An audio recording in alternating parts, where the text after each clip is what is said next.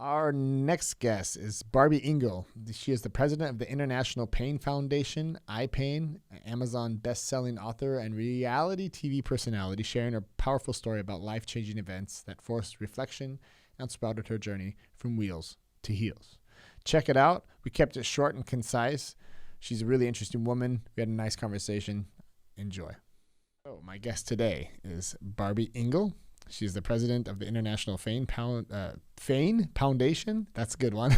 Yeah, of the International Pain Foundation, iPain, an Amazon best-selling author and reality TV personality, sharing her powerful story about life-changing events that forced reflection and sprouted her journey from wheels to heels. So that's the name of your book, Barbie. I've had a couple people on here that have had different issues with health, and I always feel bad like making you have to rehash everything, but I guess when you share, I'm sure the power of you sharing your story for other people in these situations is just worth it, I guess. I hope.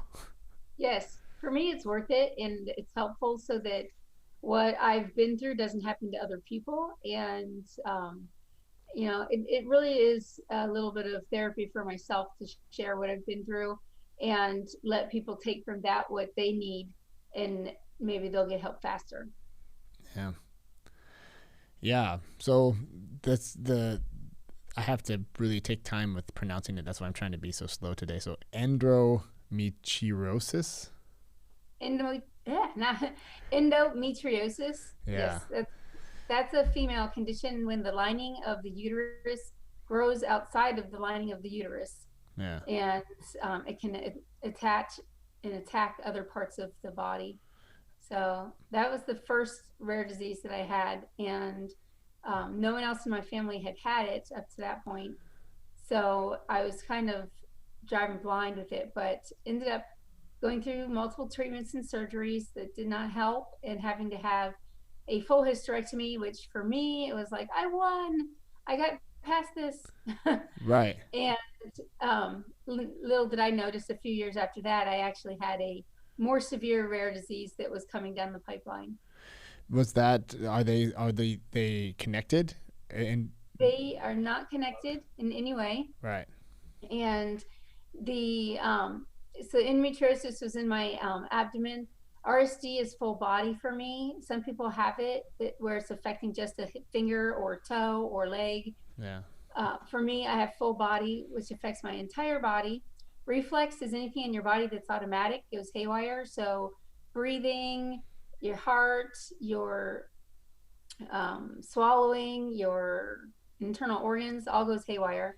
Sympathetic is the sympathetic nervous system, and that feels like someone put lighter fluid on me and caught me on fire, and I'm just burning. And then dystrophy is loss of muscle and bone, which makes me really weak and brittle.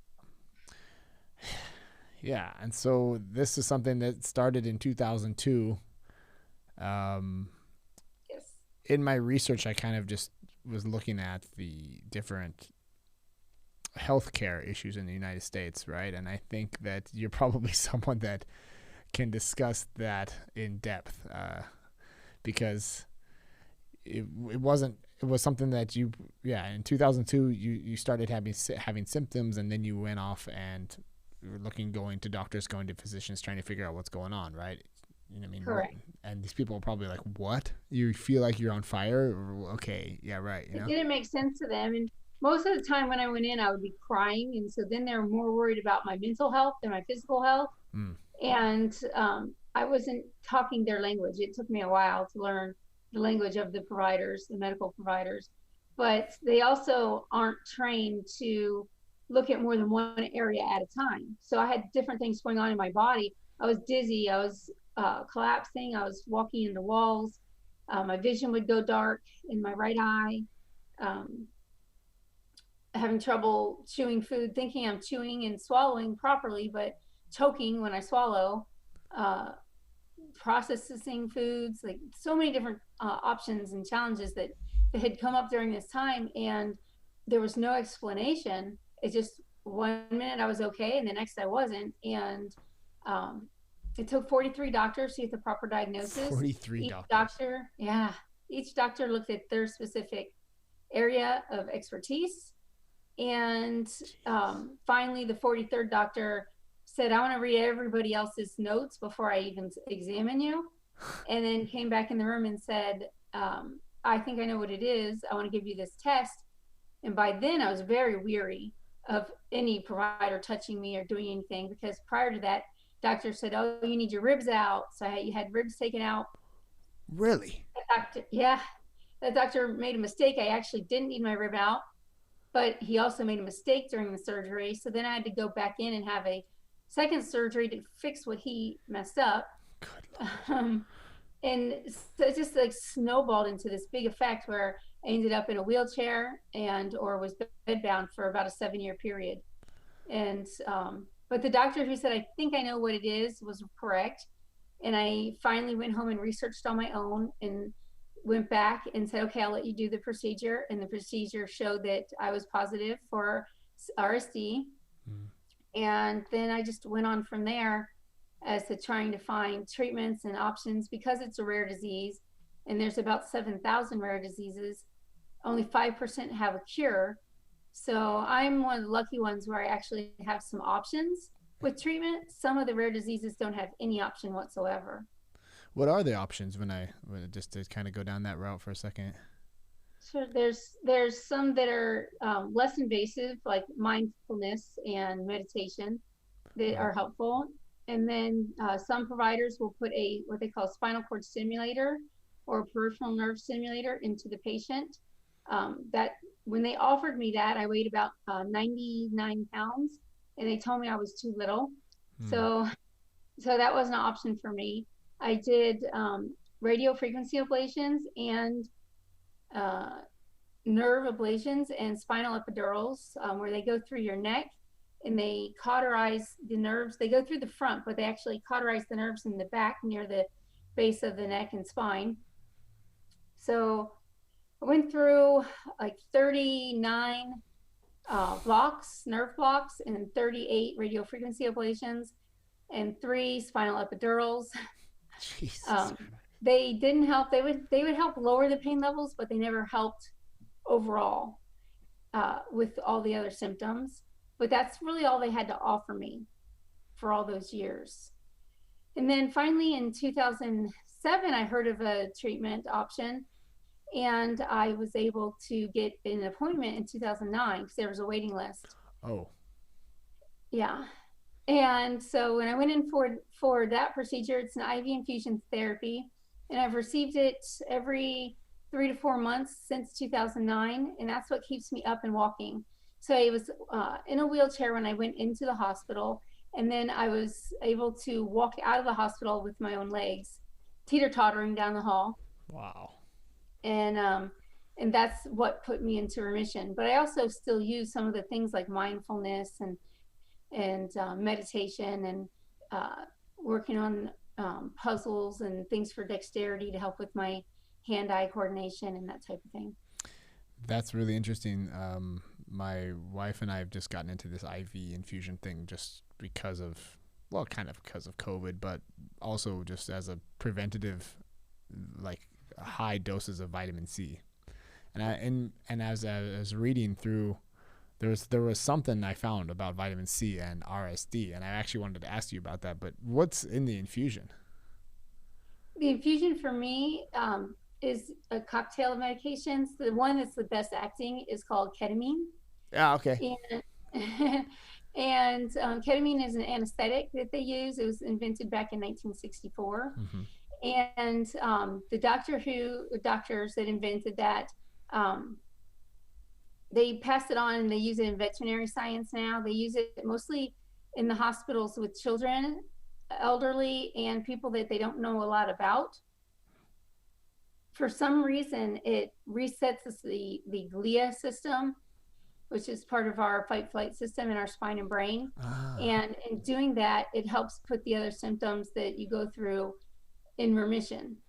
Because it's like this the sympathetic system. That's like this breathing, like this parasympathicos, when you do these long out breathe. I do that actually before interviews and stuff, just to relax my sympathetic nervous system.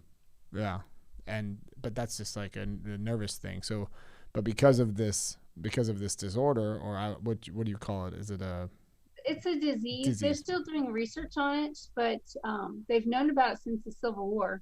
Really? So the name has changed on it over 40 times or over 20 times since then. Um, and just last week, I got a new word for it. Algoduro-neurodystrophy. Yeah, that's what I found too. That was And that was kind of surprising to me. Like, what is this new word popping up? But every few years, a doctor seems, because it's rare, it's like, I discovered something new. yeah. And really, it's just the same thing being rediscovered over and over.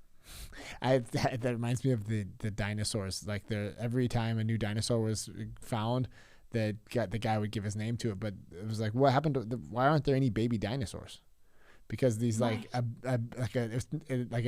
baby Brontosaurus would be found, and they just name it like a new dinosaur and play. No, it's a smaller. They're like, no, it's a version of the Brontosaurus. It's just a baby, man. You don't need to create a new thing after your name. Right. Exactly. That's exactly what happens. And so it's interesting to see how the medical field works, and it's designed to work as it works, which is just really poorly. You're right. But it saves money for the governments and for the medical industry to design it and run it so poorly, so we don't get the care as fast as we need to unless we know how to navigate the system. Right, and so you learned how to. That's exactly where we can go. I kind of want to talk a little bit about ketamine for a second, because ketamine, I remember back in my younger years, that was like as a recreational drug, it was kind of like the date rape drug, right? Like it was this drug that used for narcolepsy in the pharmacology, like would actually, for people that have a hard time sleeping or need to have a regular sleep, it probably does the same thing. It relaxes them and puts them to sleep so that they have like a normal rhythm. Maybe it's I wonder if narcolepsy has the same sympathetic system. The doctor, I'm not sure. I do have a lot of narcoleptic friends, but the doctor describes it as resetting the brain. Uh-huh. So it's like if your computer has a lot of problems, if you shut it down and bring it back up, then it works better typically. So it gets rid of all those little nuggets that have gotten stuck in there. So it's kind of like that for our system, and that's how it works. That's interesting. I've also heard that ketamine is kind of making a comeback in for therapy for PSD, like for post-traumatic stress syndrome and stuff like that. Yeah. Yeah, very much so. For depression, PTSD, anxiety, is very helpful, especially with our military that's coming back from war.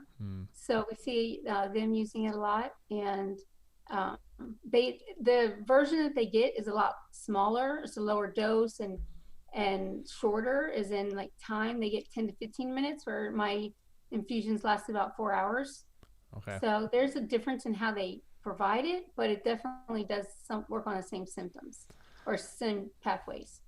Well, that's just like fantastic to hear that. So since about around 2009, since then it's been in remission because of this therapy. Right. Exactly. And I say remission is possible because you don't really know what you're going to get out of the result, but know that you're going to have improvement and you can start rebuilding a life. It might not be the life you had before, but it's still pretty great. Yeah. How did you you're positive now? I mean, how did you get through all that? And just mentally, I was reading some of the things that you wrote, and you're like, I still kept going and still kept searching. And after this many, I met thousands of different practitioners, and I still ended up just being my own. How did you call it? My own chief health officer or something. Yeah, it's chief of staff of my medical team. You have your own medical team, exactly. Once I did that and took control, I was able to get the help that I need, and my doctors brought me in as part of the team with them, and we actually got more done versus being out there floating, waiting for somebody to come help me. I was able to step up and get the help that I needed. So that's the thing, right? That's I had a minor injury, and I noticed that right off the bat. Like, nobody really cares more about your health than you.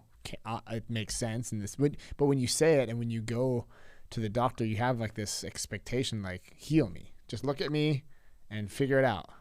Yes. And and that's what I would say.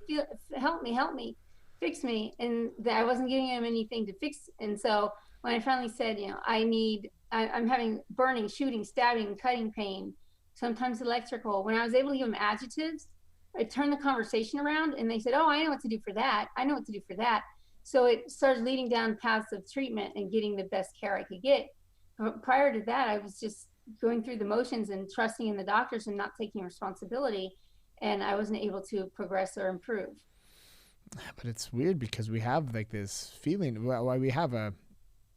I mean, it's the God in the white coat syndrome. It's like this. It's whatever they say is what it is, and it's. And it's all around the world. It's not just in America. This happens in every country. I think so. I wish that we would teach people at a younger age how to better care for themselves and what are the important things to speak up about and what words we need to have when we do need them.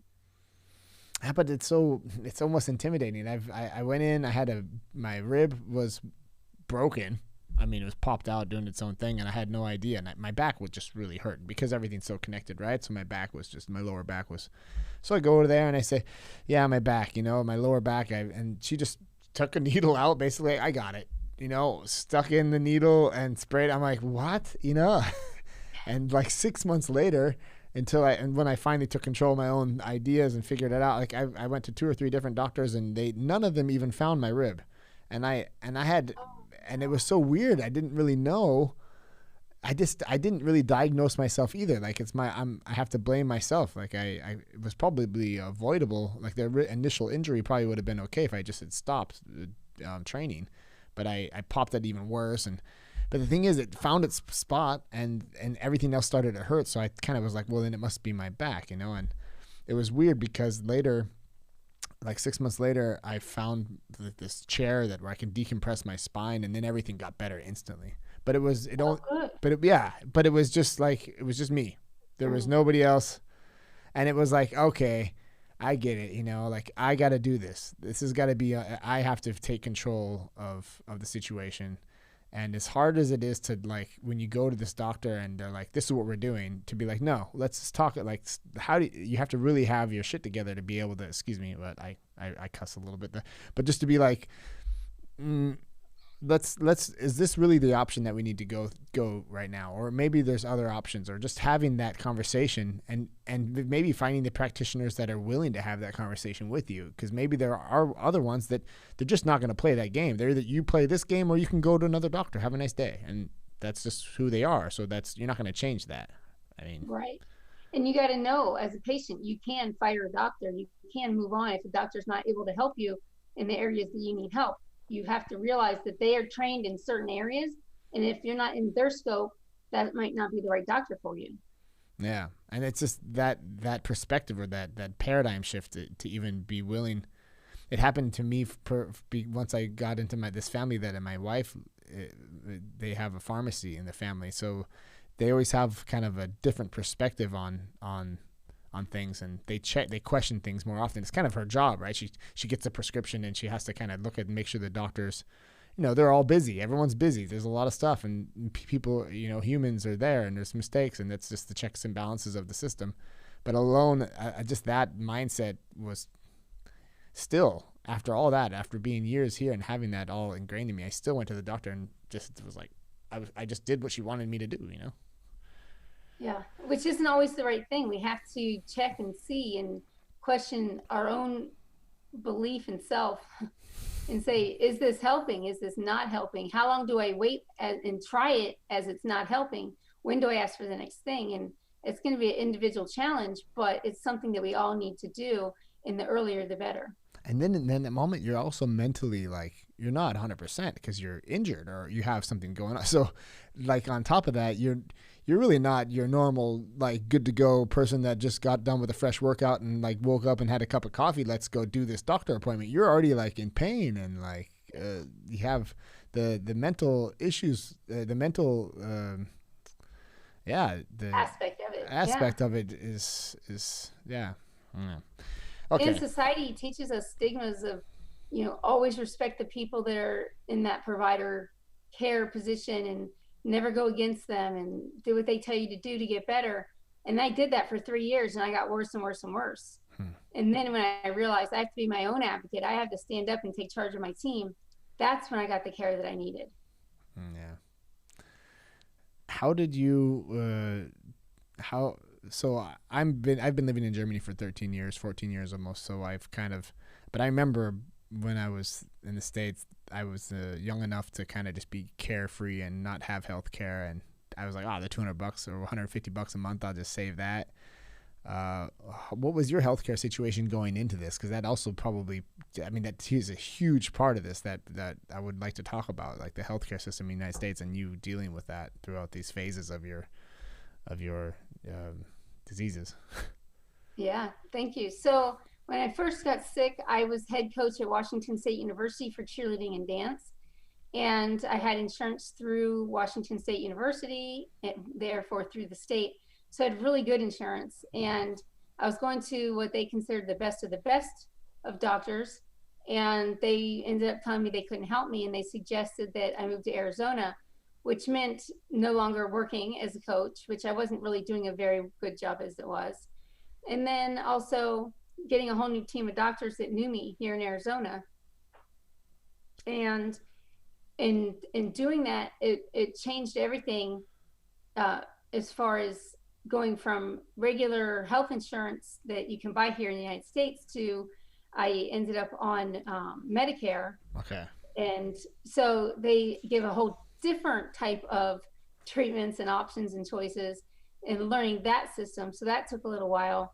But now I have it pretty dialed in, and I've been able to, even with just Medicare, get the treatments that I need and cut out the fluff and the other things, dial it in and know, okay, I'm going to do this treatment and know that I have the right to say no if they offer me something with my regular, PPO, we call it health insurance. Yeah. I figured I had to follow what the doctor said, but I really didn't have to, and neither do the other patients. We're just taught that that's what we're supposed to do. Mm-hmm. Once I was able to break out of that mindset and the stigmas involved in that when you have a chronic condition, it's different. Our system is based for acute conditions. So being able to say, no, I have a chronic condition, I have to play an active role in this to get the care I need. That's when things changed. Okay, so I've got Medicare, and then I've got Medicaid, which is for like lower income citizens. Mm-hmm. The Obamacare, this whole Affordable Health Care Act, doesn't play a role for you then if you were in Medicare. The Medicare it's Obamacare. I've looked into it for my husband, and it's quite expensive.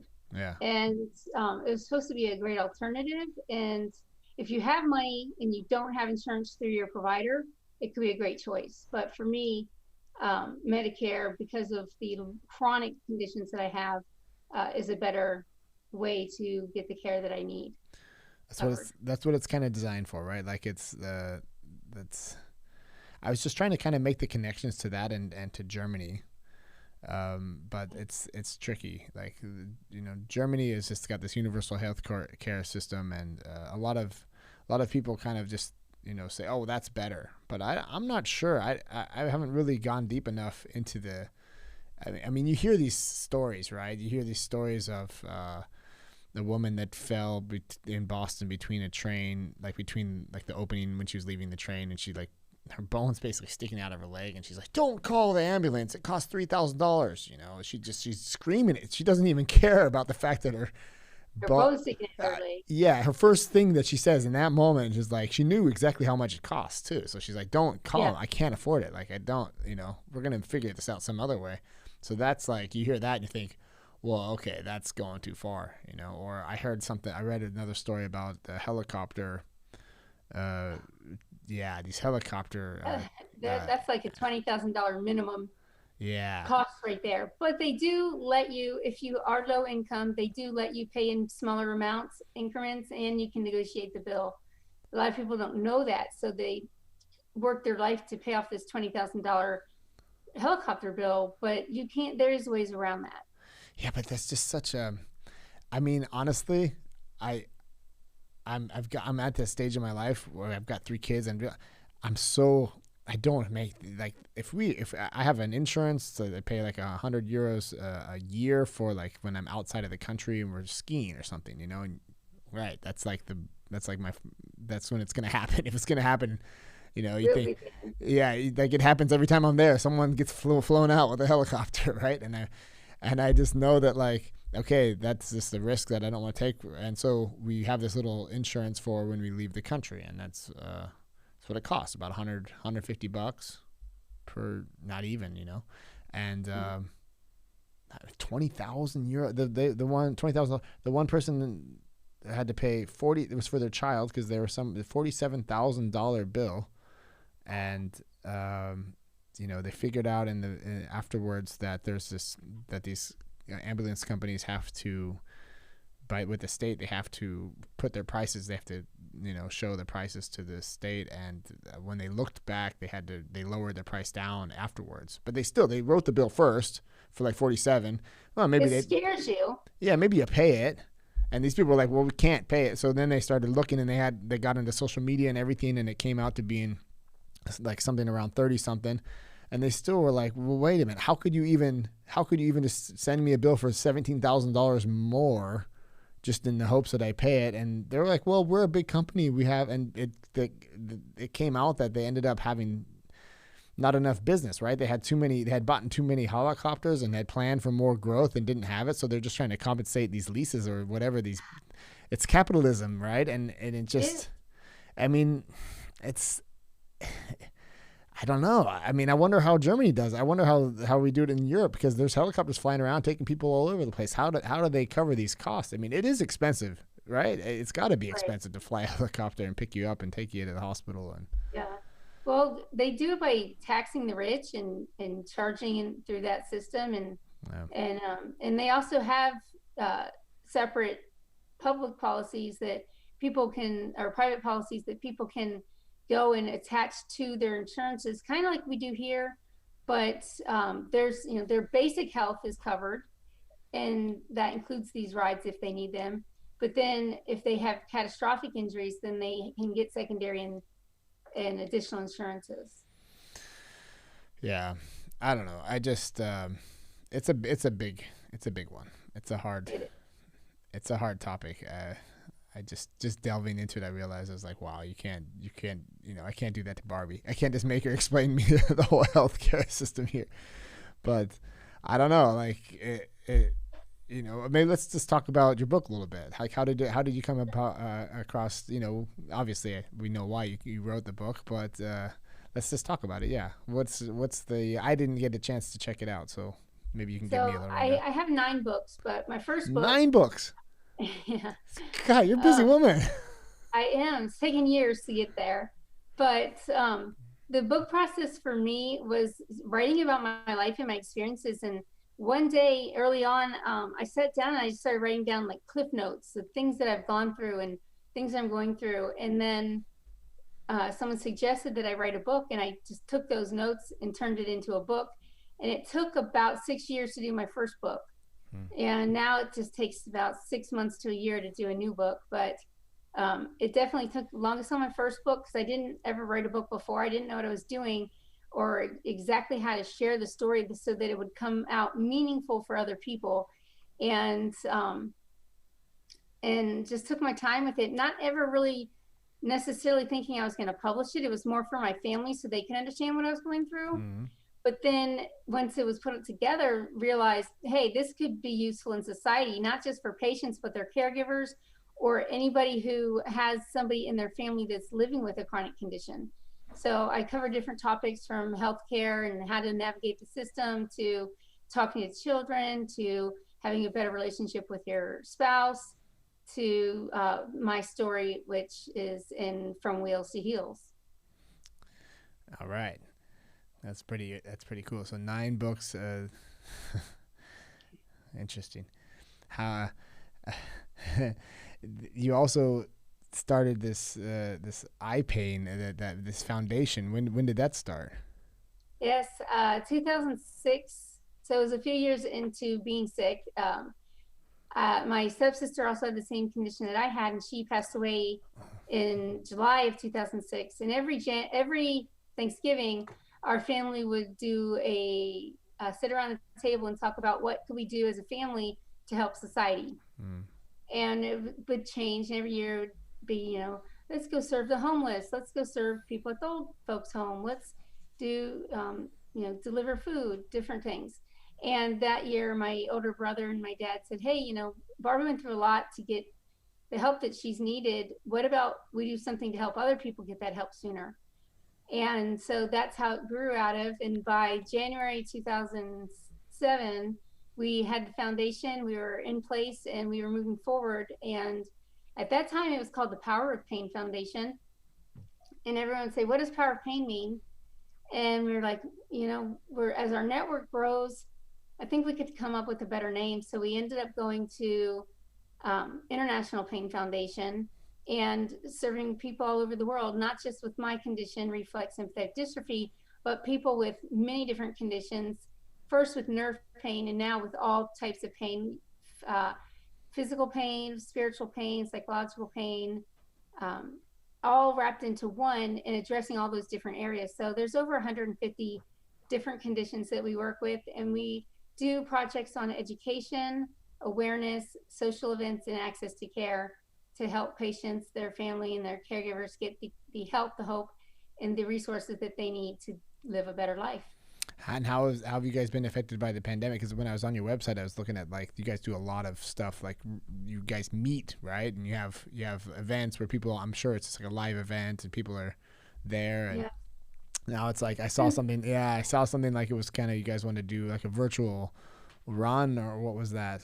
I've been on LinkedIn following you around and yeah, it's cool. I'm just trying to get a feel for what you're doing. You just do so much. I was like, what do we talk about? But so one of our upcoming events is the I Give a Care Run Walk Roll. I Give a Care, and people can participate around the world. With COVID, everything that we do, we changed from in person to online.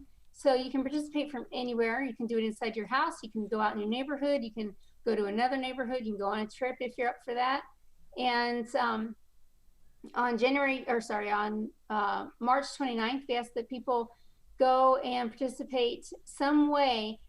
You can run, you can walk, you can bike, you can hike, you can dance, you can swim, but do something that helps raise awareness to show people that you live with a chronic disease or you support somebody who does, that involves pain. And then you go into our dashboard and put your times in there and we send you a gift. Oh, cool. Yep, May 29th. So it's just a few weeks away. Right on. What do you have planned? Is it a secret? Can't tell you. I keep changing my mind. I'm like, I'm gonna dance, and then I'm like, well, maybe I'll go biking or walking. So I might do multiple activities throughout the day to get through and raise awareness. But something here in my hometown. Yeah, and you said you were in Arizona. Yeah. Right. Gold Canyon, Arizona. We just moved here, and it's quite a quaint little town. Cool. It's very pretty up in the mountains of Arizona, and I'm really loving it. Right on. Yeah, now we just got our first sunny days here in Germany, so it was it's like, yeah, it's like when it gets sunny in Germany, then everyone you have to put your sunglasses on though. There's just everyone's really pale, just like I am. I was like, God, I can't see that. I was too pale to be out in the sun. Yeah. Oh, well, that's pretty much like just the roundabout about what you've been up to, huh? I got it all in there. Absolutely, we've covered a lot here.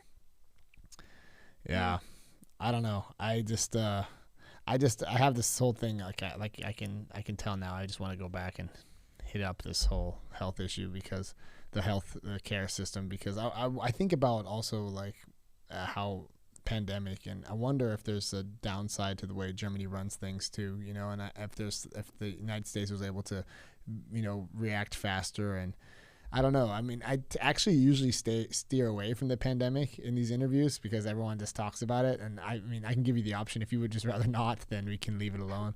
Yeah, with the pandemic, it's a little bit difficult because there's not enough research and information to make a good, solid decision on what to do. Right. And I would prefer that we had longer term studies and that type of thing, but we didn't know it was coming and we had to do something right away. So it definitely is putting a toll on society and relationships, on finances and how we interact. And I think that it's changed a lot. One of the good things that came out of the pandemic is telemedicine, and that's been really helpful. I've been using it before the pandemic, but now more people have access to it. And I'm excited to see growth like that in the health field, where we have the therapeutics for COVID coming along, and we also have telemedicine to help keep us from being out and open and exposed to other people that may have coronavirus. So telemedicine is just basically like you're my practitioner and we're having okay. Yep, Yeah. exactly. Yeah, you can do it by video or by phone, and you don't have to go into the office. I've actually used text messaging for telehealth and video and phone, and it makes it a lot easier. I don't need to leave the house, and for the most part. And if there's something that I absolutely need to leave the house, the doctor's guiding me the whole way through. Interesting. What can you say about, you wrote here something about I have to say this now, Pharmacogenomics. Yeah. I love pharmacogenomics. Yeah. Yes, pharmacogenomics is really interesting. It's a study of medicine and how it reacts with each individual person versus a lot of times doctors will say, try this medication, see if it helps. With pharmacogenomics, they already know before you take it, if you're allergic to it, you won't have a reaction because you won't take it. If it's going to be a good medicine for you, they know that before they give it to you. And they actually can help give you the proper dose if you're a poor or rapid metabolizer, to get you the care you need faster without having you go through a lot of bad side effects. So right. It's quite a wonderful thing. It's precision medicine. It's individualized for you by your DNA. And we're trying to get it passed here in the United States so that the Newborn Screening Act covers it and every patient gets it when they're born. So how does that work? So they basically, you have to get your genome sequenced, right? Yes. And so they do it with a mouth swab. It's non-invasive. They swab your mouth, and then they put it into a machine that puts out the data and tells you, it compares it to the different medications on the market. And then, once you're in that database, especially as a child, you can, as they put new medicines in, they automatically update it for you, so you don't have to keep getting tested your whole life. That's so cool. I've never heard of that before. Drug metabolizing enzymes. So there's this thing I have on Wikipedia I pulled up that it's got these different enzymes, and I was trying to understand, what does that mean. So based on like this enzyme plays an important role in metabolism of drugs, including the anti-HIV drug. Right, but if your body can't break it down for whatever reason, the makeup of your body doesn't work on that gene or genome, then your body, it's just going to go through your body. It'll either cause problems or it won't, but it won't help you. If you knew you were taking this medicine and it was going to help you, you'd do better a lot faster, and you'd get to go farther with your healthcare and getting the help you need in a timely manner. I mean, and nowadays it doesn't really cost that much, right? Like to just, even if you want to do it privately, just pay for your to get your genome sequenced. It's actually, I haven't done it yet, but I've heard that there's services in the States that maybe $150 or something like that, or yeah, it's about right now the cheapest I found is $300. Okay. And but the price is always coming down. So the more people that do it, the more the price will go down. And some insurance companies are covering it, so that's really good as well. Oh, that's something I got to show my wife. That's cool, because she has this whole thing in the pharmacy where she actually will get she'll get all the medications from the doctor or from the patient, and then she'll try and look for just between the medications if there's interactions. And right, that's obviously, this one is specific to you and your body, your DNA, as to what you need and what can help you. That's pretty cool. Interesting. Yeah. Well then, I think we just made that a quick one there for me. I really appreciate you taking the time and sharing with me your story. So that was nice. Thank you for having me. Yeah. We will put all of your links and everything in the show notes, and I'll try and throw a little intro onto this after we're done, and then can you hang around I forgot to say that before we got online, just so that we can say goodbye offline? Okay. All right. Thanks again. We say bye-bye to everybody. Bye-bye. Bye, everybody. Thanks for listening. Appreciate it. Thanks for having me.